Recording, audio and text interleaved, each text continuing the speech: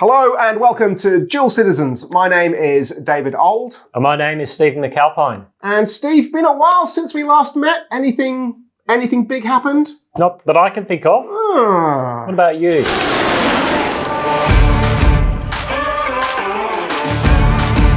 So the dust is finally settling. Trump got elected again. Who'd have thought it, Steve?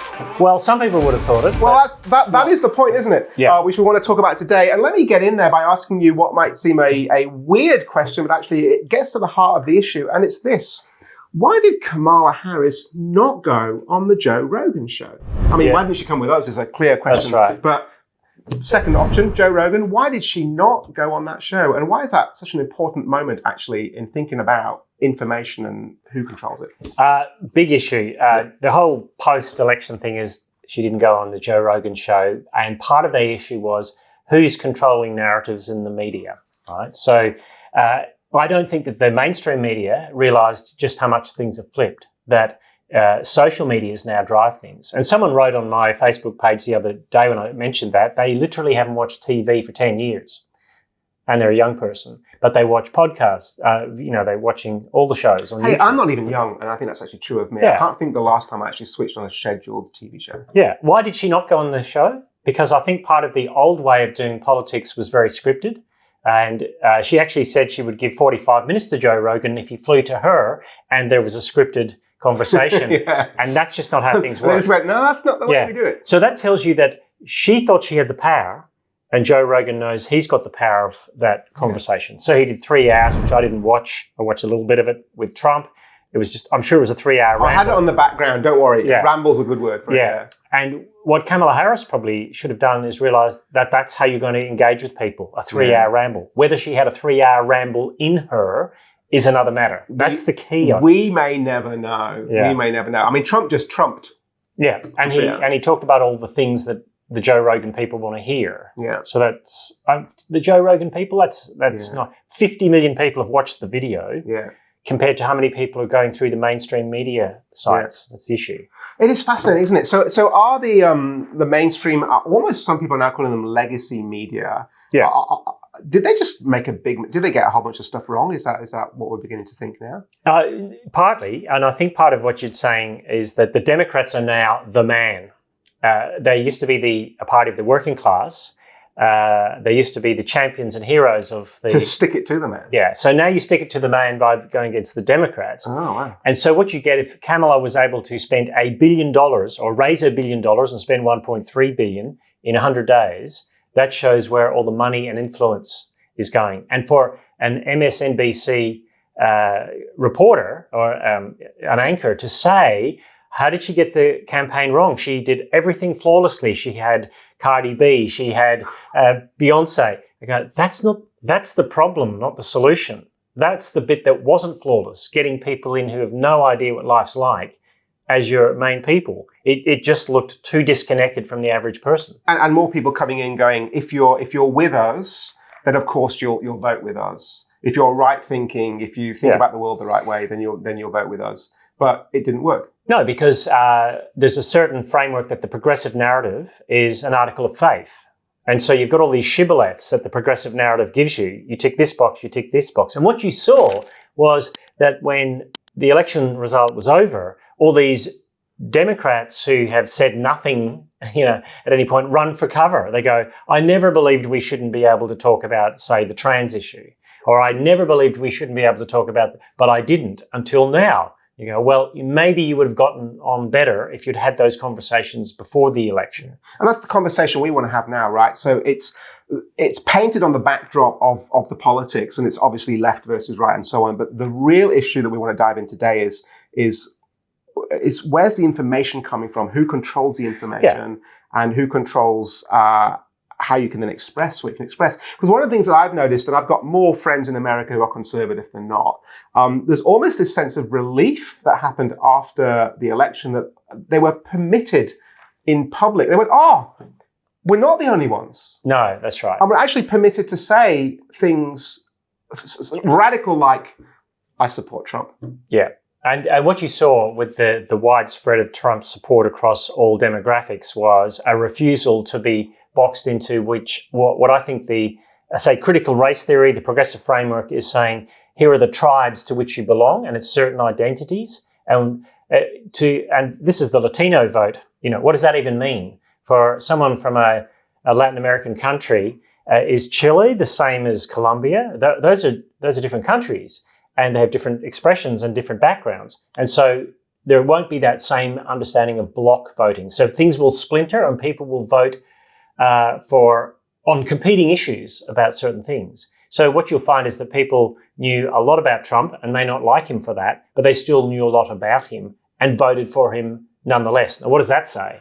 Look, for me, I have one of these basic axioms of political analysis, which just goes, if someone like Trump, and let's face it, he's not a nice guy, is he? No, you wouldn't want him as your boss, I don't think. Right, that's right. Although it's interesting, like his family love him, so he clearly, where he's loyal, he's really loyal. Yeah, I don't want him as my boss in a church setting because, what I'm trying to say is but we're not getting into voter purity culture. Well, exactly, and here's the thing. Yeah. And so there is that acknowledgement about him, Trump is Trump, and yet how bad do you have to be that even though Trump is Trump, he landslides in?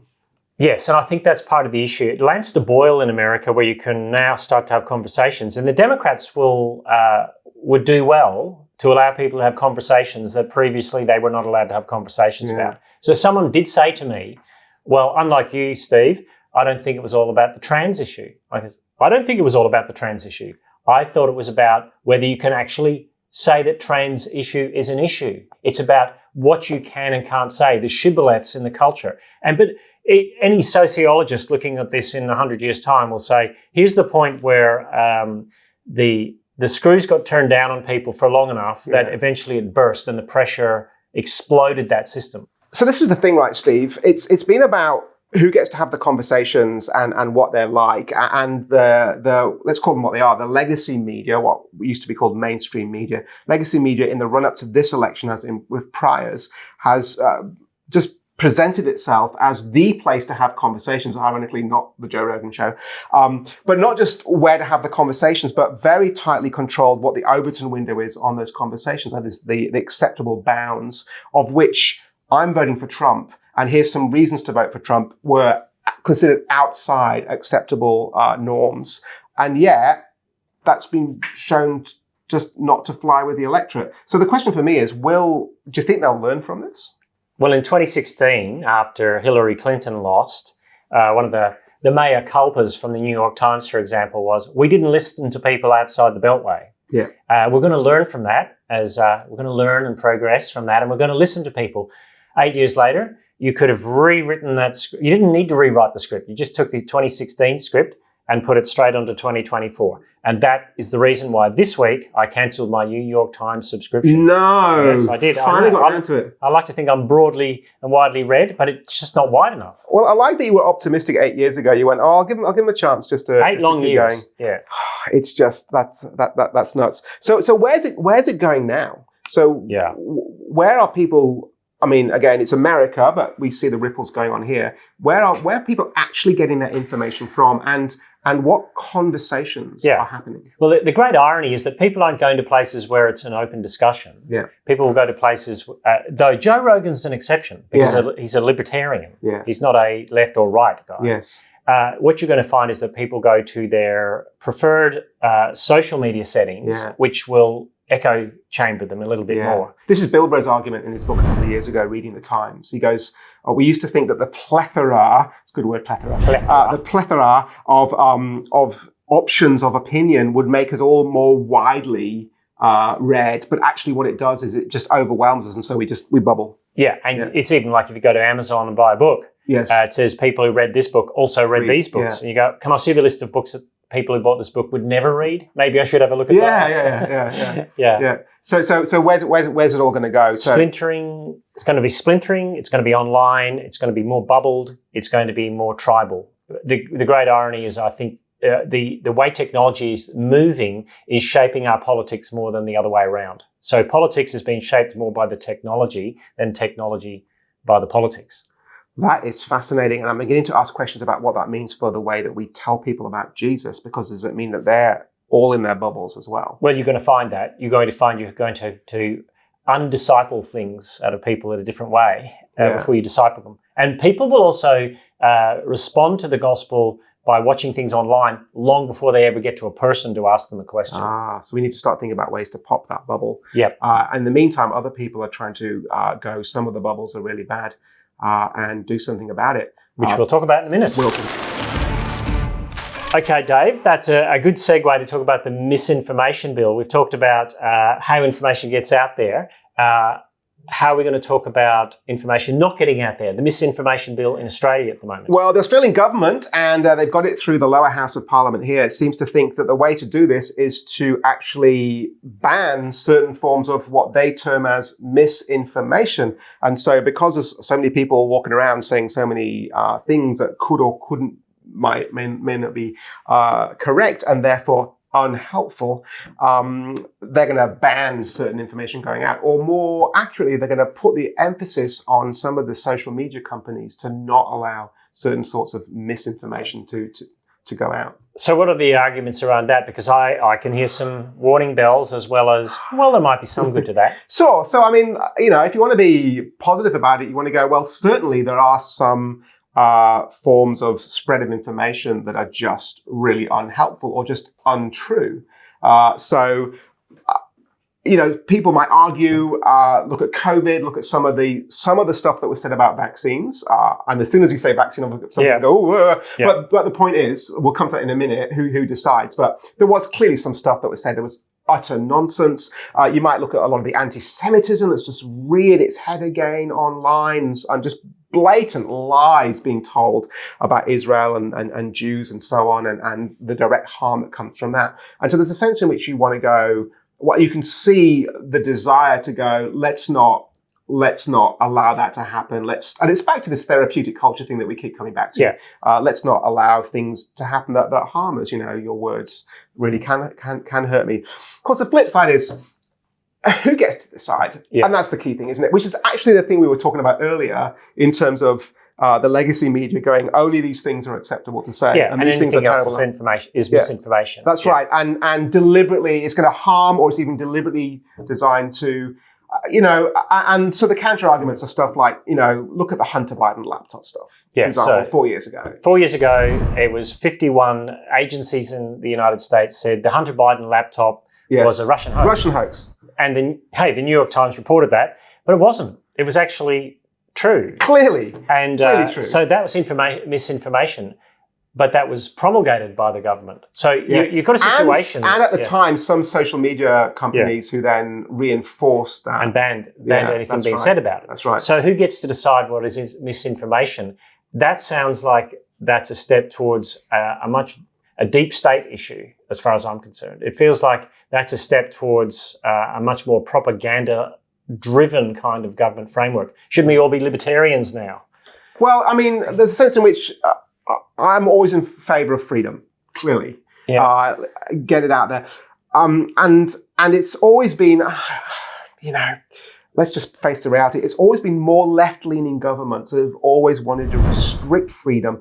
And if you want to be really sympathetic to them for the sake of people, and you saw that in COVID as well, it was the more draconian lockdowns were the more left-leaning governments, and coming out of the lockdowns, it was the more conservative governments that led the charge coming out of that. So there's the control thing is an intrinsically more left-wing sort of thing. For our moral good.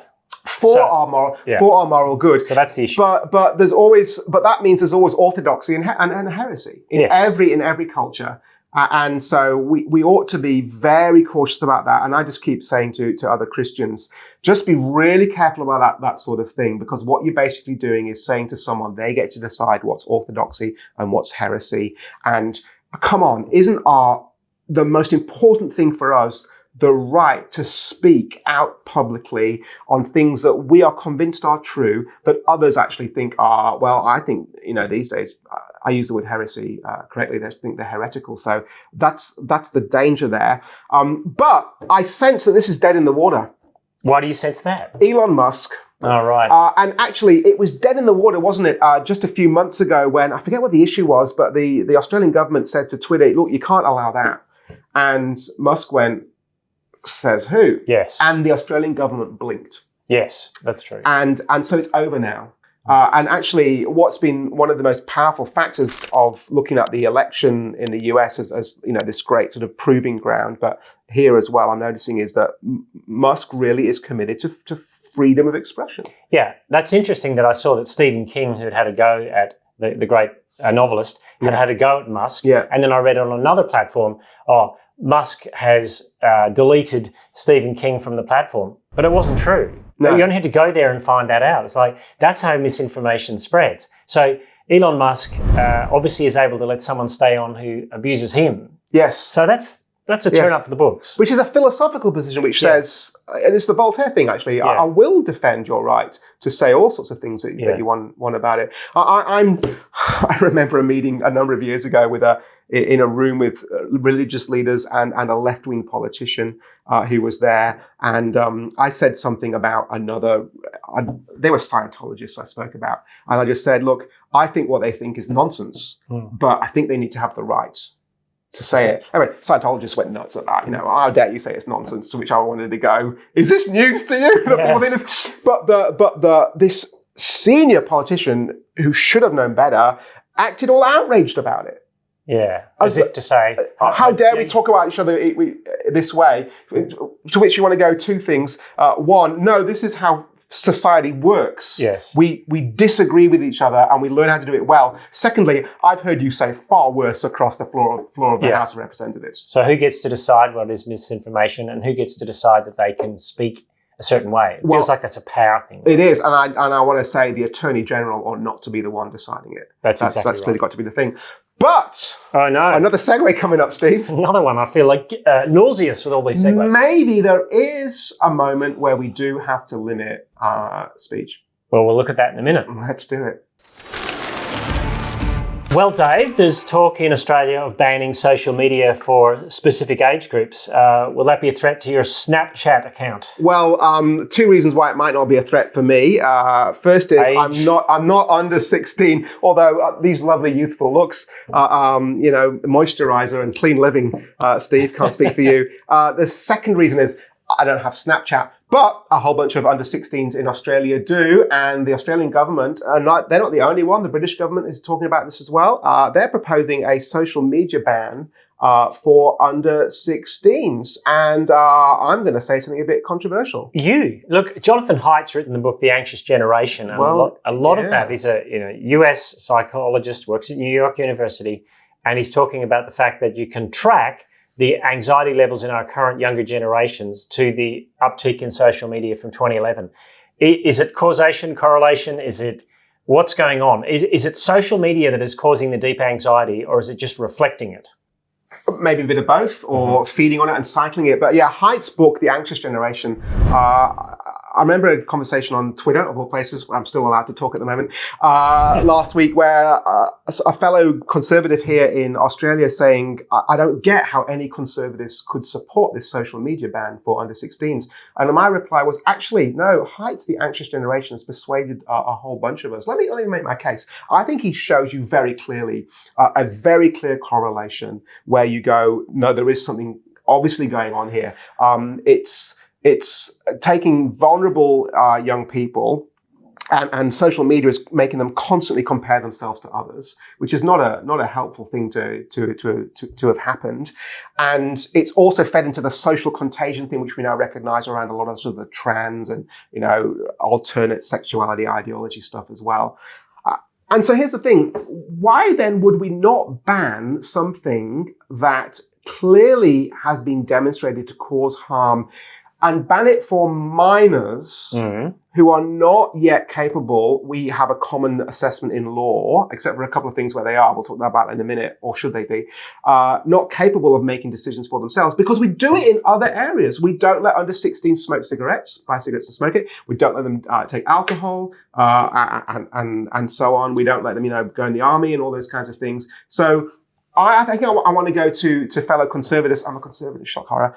Actually, if you are consistent, you wouldn't have an issue here. The freedom is a thing we all want to defend, but is it possible? I don't think I'm 100% persuaded, but I just want to go. Well, can I break it down a little bit? Let's do it. Okay. We're banning alcohol for under 16s. Yeah. Right? Or under 18s, really. Sure. Because drinking alcohol for a young person, there's never going to be a good outcome of that. No, it messes with the brain. But that's not true necessarily of social media, is it? There can be good things. People can connect with each other. What social media platforms are we talking about? Are we talking WhatsApp? Are we talking... well, look, and the devil, again, is going to be in the details. Exactly. So I'm one of those guys who I'm happy to talk about the principle. And I think on the principle I want to go, I'm not automatically opposed to the principle. My guess is it's unworkable anyway. Yeah, it's like the BBC whenever it banned a song that was a bit racist. Yes. It went to number one, right? That's right. Because everyone would buy it. That's right. So how do you get it? So there's going to be a black market on social media at some level. But there is anyway, right? Because technically, your parent could sign you child up. under 13 is on Facebook? Yeah. Answer, so many of them. Well, no, they're not. They're not on Facebook. That's oldies like us. Okay. Younger people are on other media platforms. Well, I show my age. I show my age. Yeah. So, but isn't it just another attack on our freedoms? Look, Steve, I want to go, yes, maybe, but only in the sense that not letting my under 18 buy alcohol is an attack on their freedom. Yeah. It's actually, we want to be grown-ups, and we've just spent most of this episode talking about what it means to actually be adults and be prepared to actually have people say things that we don't agree with and all that sort of stuff. But the notion of being an adult also assumes childhood. Yeah, and that part of the issue I would say is, if you want to ban social media for under 16s, I'm fine with that. As long as we ban things like gender transitioning. Totally, be consistent. So, and for me, part of the issue would be the neural pathways in a child's mind are not laid down fully. Yeah. There's lots of brain change happening in a way that you know what it's like to be addicted to social media even as an adult. Sure. And that feels like you're much more resistant to that. Yeah. But for a young person, it's doom scroll, doom scroll, doom scroll. Yeah, it is. So that is me in this torn position. So I'm a natural defender of freedom, but I also kind of go, in principle, I can see why it might work. But again, as I said before, the devil will be in the details, and the devil usually isn't the people that set the details. Yes. Part of the issue, I think, is for parents. They are distracted, and so they're very happy for their kids to be on social media all the time because it keeps them away from them. So that's a bigger issue, isn't it? Actually, how do I help my parent? How do I help my parents recapture their sense of what it means to be a parent? Because that's actually what the issue is here. Yeah, it's we do parenting stuff at church, and I say to some guys, they go, "What do I do with my kid? They're on the computer, whatever." I just go, you could parent. Say no, yeah, and you could take it away. But that's a deficit issue, and then you could actually spend time with them instead of being so distracted yourself. Yeah. Part of our issue is that. Yeah, I think, right. And we're afraid. We're not only afraid of our kids being bored, we're afraid of being bored. Or we take our child to the park and they're on the swing and we're sitting on an iPad. We're actually training them ourselves. So that's what the important thing is. That's right. Now, let me try and pull it all together, Steve, because we're talking about information, who owns it, who controls it, how do I get access to it? End of the day, we might care whether Trump or Harris get elected, and we might have a preference on that, but it's not as important as the big thing in life, which is that people hear about the Lord Jesus Christ. How do you think these questions of information and sharing information and controlling information, how do they feed into the church and its ability to talk about Jesus? Well, a couple of things. I actually think that social media can do that well. And so people what I've noticed, speaking to people, that they will, if someone's interested in Christianity, but they wouldn't come to a church, they're far more likely to have spent a long time looking at social media issues about Christianity before they get to church. Yeah. Now, that's they're going to have to filter through a lot of stuff, but it's a good gateway. Yeah. It also means that if you do social media well, and I spoke at a conference where a young woman who runs a social media project, I was like, wow, that's amazing. She said, we grew up, we're digital natives. We can use it well. And I think it ultimately redeemable at one level. Yeah. So that's good. Oh, so we need to be in that space. Yeah, and I think of someone like Jackie Hill Perry, whose social media presence is fantastic and has a lot of cut through. Yeah. And maybe when Tim Keller died, I said to my daughter, who's on the next platform? She said it might be a different kind of platform. And I thought, it could be a social media platform that has more cut through for the next generation than a platform and a stage in a building. That's right, because I'm assuming increasingly they're not going to go to conferences, not going to go come and hear this speaker. No. But here's a link. Yes, exactly what's going to happen. Yeah, that's right. So we've got to be in those spaces and thinking about them. Yeah, and the other thing too is how centralised will the disseminations become? Because that's exactly our problem with the legacy media. Because believe it or not, in 50 years' time, the way we're looking at the frontier media now, they will be the legacy media. That's right. The Joe Rogan thing will be a point in history where you go, here's where the new legacy media began. That time that Trump had 50 million views on Joe Rogan's show and Kamala Harris refused to come on unless she set the agenda. That was the start of the new legacy. This pivot moment. Exactly. So maybe something new will come up. And look for it and expect it. Don't fight it. Get on it. Surf that way. And Christians can be wise in what you watch and how you watch it. Yeah. And we can also use it well to bring the gospel into places that it hasn't been able to go. And can I flick it as well and just go, there is a negative to this, which is just be very careful about what you agree to ban. Yes. Because they'll ban you as well. Eventually we'll come around. The revolution will always put you up against the wall. A great movie to watch on that is Burnt by the Sun. Yeah. Great Russian movie where a great hero of the Soviet, the revolution finds himself on the opposite side of the ledger. And just the discombobulation of, but I was on your side. Now you're not. No, you're not. Yeah. But we're still playing the game by the same rules. Yes. It's just we moved the pitch. And that's exactly what will happen. The revolution will always eat its young. And social media bans, while they will do some good, you will find that depending who's in power, will determine what and what is not banned. Right. And that's very important because the most important thing we want to be speaking about is not which political party won, but how good Jesus is. And Jesus is king. And it wasn't a vote. That's right. Thanks for watching Dual Citizens. I'm David Ould. And I'm Stephen McAlpine. If you like what you've watched, please do subscribe. Maybe even just leave a review or some comments. Make sure other people can hear about it as well. Because we need more friends. We need lots more friends. He needs more friends.